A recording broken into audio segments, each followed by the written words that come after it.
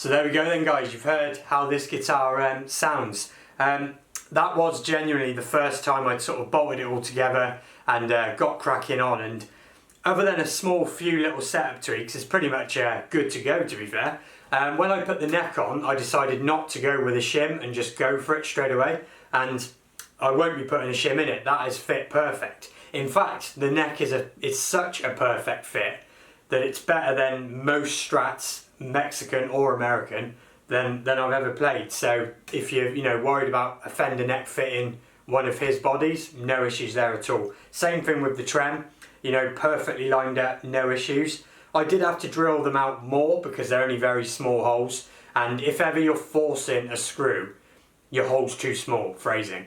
But it's you just want to make sure it's the right size, use the right size screwdrivers, all that sort of stuff.